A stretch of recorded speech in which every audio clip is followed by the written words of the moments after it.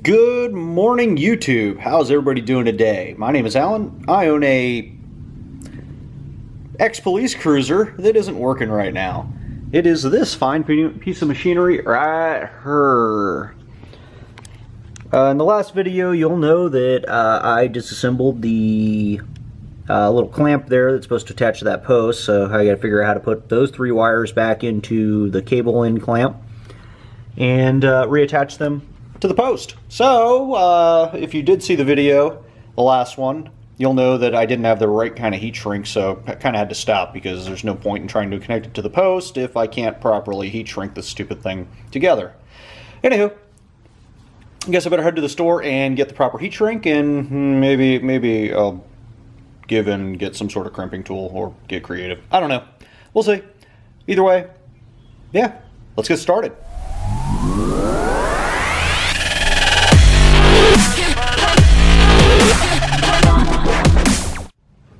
Oh, and quick disclaimer, if you're here for mechanical advice, I am not a mechanic, and you're probably in the wrong place.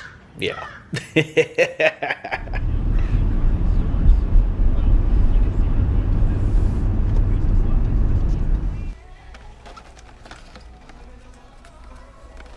Just picked up a couple things I needed from Harbor Freight, and what's that in the parking lot?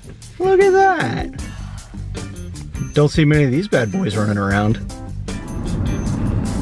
Nope, no spotlight. No matter what day of the week it is, I can't avoid this stuff.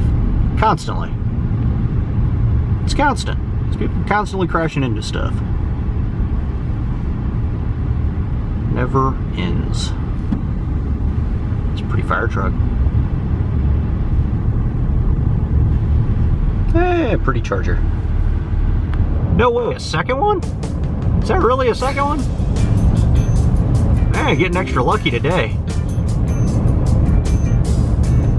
Look at that. Look, more examples of things that go wrong when people can't drive. Alright, so I am back from the store, back from my little adventure there. For those of you that don't understand that reference right there, that's basically stands for effed up beyond all repair. So it's kind of funny, but obviously I'm going to be able to fix this car in some way, shape, or form eventually. So yeah, that's what that was all about. Alright, there we go. Got the little piece of heat shrink on there. Next thing I got to do is figure out how to open up that clamp a little bit more so I can crush it around those wires nice and pretty. Well, this should be interesting for me. Never done anything like this before. So there we go. Got my wire crimping tool. This should be interesting. Hopefully it'll work. And then went and got a little cheap heat gun too. So between the two of these things, I should, in theory, be able to make the battery cable end connect properly. Only time will tell. Wow. That little joker puts off some heat. So, it worked like a charm though.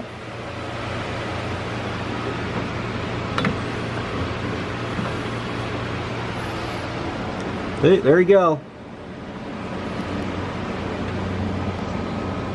Bad boy's connected now. Go ahead, car, fight with me some more. Alright, so now that I've been in the engine fumbling around with a bunch of stuff, one thing that I do want to make sure is that I don't have anything, rubbing on the serpentine belt. So I got my belt right here, kind of hard to see, but there's my belt, and of course GM really likes to get everything jammed in here as close as possible, so I just got to make sure there's nothing rubbing on the damn belt. There's probably a better way to do all this madness, but you can see right there, there's the belt. Basically that thing right there, and then the electrical stuff is kind of right next to it. Doesn't look like anything's touching, but still want to check.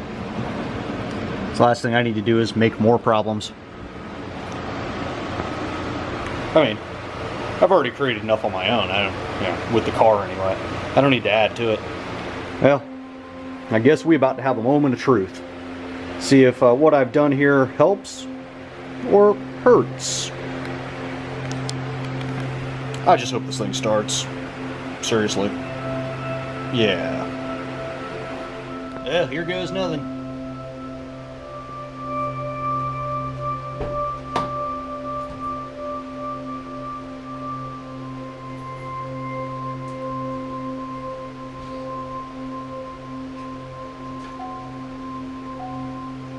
Got power, that's a good thing.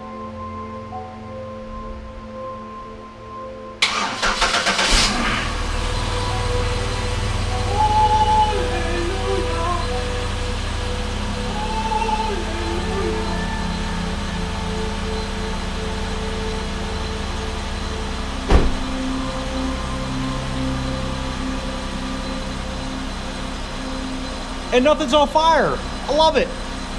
I love it.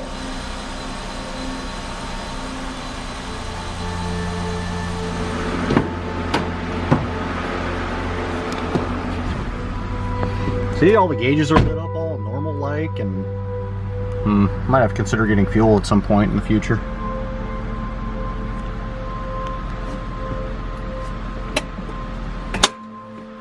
Alright, got park brake off. Put this bad boy in reverse and see what happens.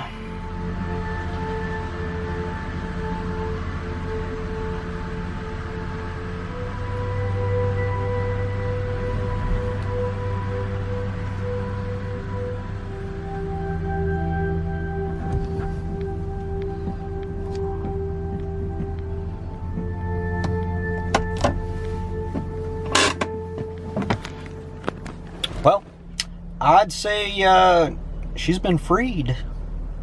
I got other things to move on to, like the inner fender piece that I need to replace. Yeah.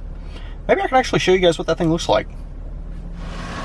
So here we are, front end of the car. There's actually supposed to be a big old piece of plastic that goes up here, and you can actually see where it looks like they carved it off. I guess it fell and rubbed on the tire or something. I don't know if I can get in there and there we go. You guys might be able to see some of that. But looks like right in this area, it kind of fell down, rubbed on the tire, and the fleet maintenance response was zip ties. So let's see if I can't change this thing out at some point. Probably be a good idea. Tires are starting to dry rot. That's probably not a good thing.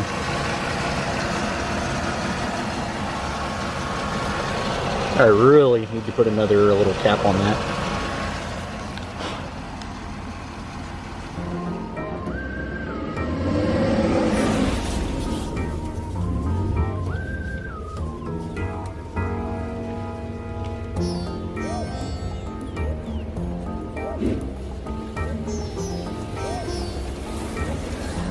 So there she is. She's up and running now.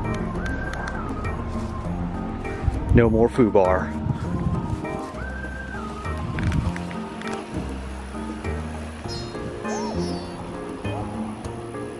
Really appreciate you guys stopping by, checking out the content. If you like the video, click like. Really would appreciate it if you guys did that.